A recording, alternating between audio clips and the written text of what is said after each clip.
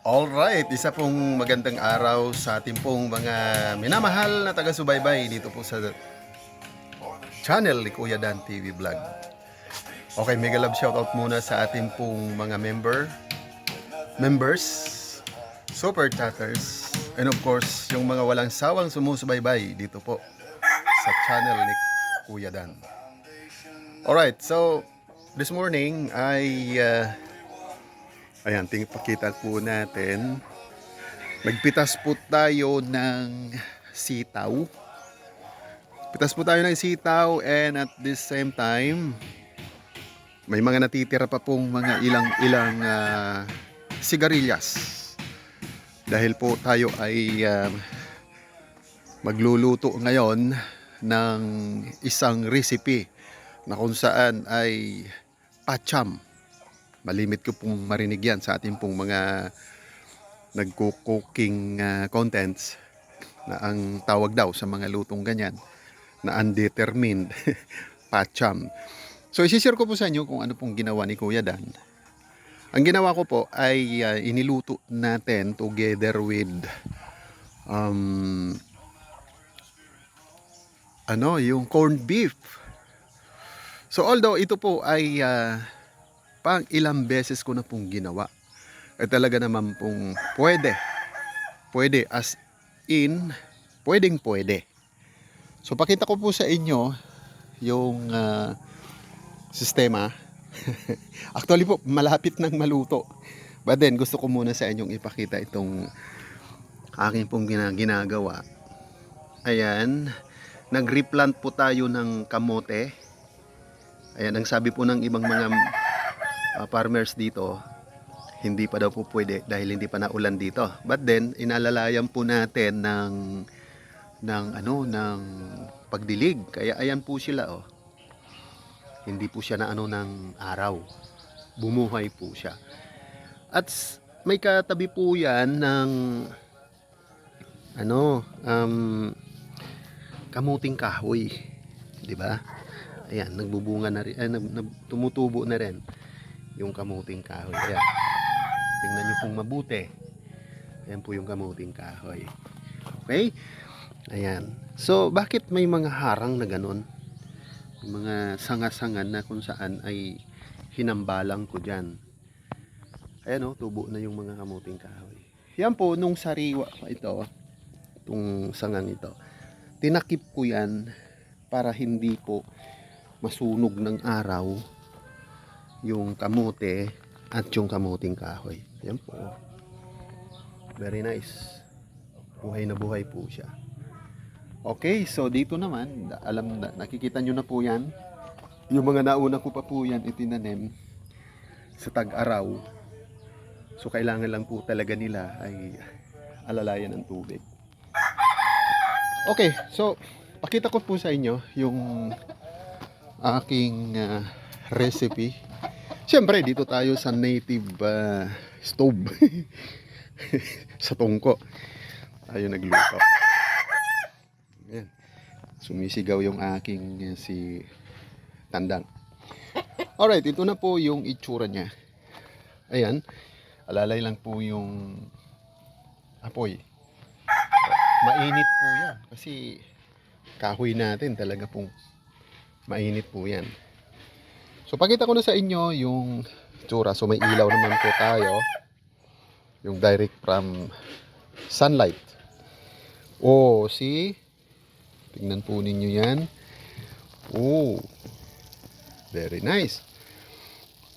Luto na po yan, mga lods. Luto na po yan. Ready na po yan na iserve. Pero mamaya ko po itong tanghali iuulam. Ganyan po ako dito sa bukid. Maaga akong nagluluto ng ulam para mamaya ay yung rice na lang ang ating iluluto. Dito pa rin. Kasi ang apoy na yan, tuloy-tuloy na po yan para sa rice. So ayan, pinapakita ko lang po yung proseso ko pong pagluto niyan. Siyempre, yung mga sigarilyas, ayan, nakikita nyo naman. um, hinislice po natin na almost kasing haba at kasing laki nung sitaw. Tapos yung pagluto ko po niyan, basic, ginisa muna natin yung mga ingredients like garlic, yung onion, yung black pepper, paminta. Sinasabay po yun sa paggisa. Then inilagay na natin sinabay natin sa paggisa yung corned beef. Tapos nung nakita na po natin mix na po sila, mga luto na sila, inilagay na natin yung vegetable hanggang sa magtubig po ako. Ang tinubig ko po dyan after na siya ay ginigisa, isang puno nung tubig dito sa Argentina corned beef. Oh, Argentina corned beef. Big love shout out. Baka naman. Alright. So yan po ang ating recipe. Subukan po ninyo. Delicious, yummy. Masustansya pa yan dahil nga po ay sariwang-sariwa yung ating gulay na string beans o sitaw, hantak dito po sa Bicol, otong, sabi naman po dyan sa Ilocano. Sino po ba yung mga Ilocano po dyan? Otong, may nagbigay sa atin may nag-share sa atin ng local name ng string beans ay otong. Alright, mega love shoutout sa ating pong mga minamahal na mga kababayan, Ilocano. Alright, si Kuya Dan andito pa rin, nasa adventure, ang kabukiran, namumuhay ng simple, tahimik, at siyempre, ando na yung ating relaxations. So yan, nakikita po ninyo yan, kapitbahay ko, utol ko yan, busy naman siya sa kanya. Yan, nakikita nyo ba? Ayun oh, nagsisibak ng kahoy. So, ang distance lang po niyan is mga 12 meters away dito sa aking munting kubo. Alright, so yung ating pong mga inahin ay gumagala. Pinapagala ko po talaga dyan, somewhere out there, dyan sa mga ilalim ng mga puno para maging masigla sila.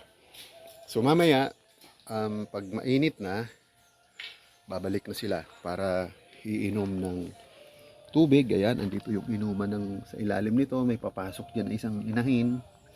Iinom sila dyan, magpapahinga sila dyan mamayang tanghali habang napakainit. Ayan, pag lamig-lamig na naman, gagalaan naman sila. So itong ito, binatil yung malapit ang magtandang, mga 6 months na siya. Tinatalian ko na dahil ay napaka-agresibo niyan.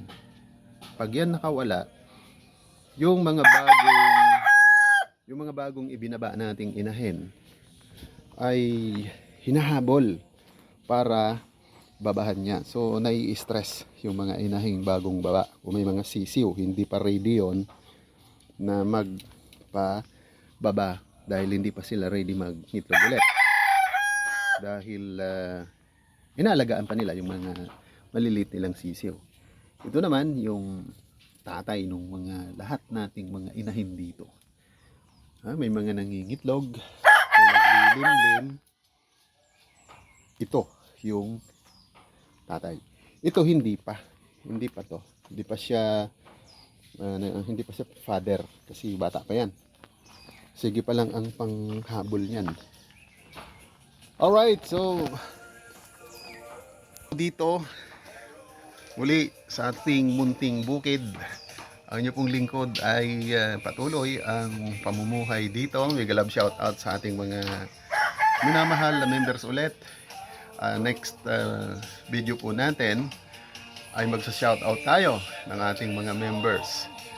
At namimiss din na po kayo ni Kuya Dan, lalo na po sa inyong mga activities, live streaming, mga premieres, kung ano man ang inyong mga latest upload.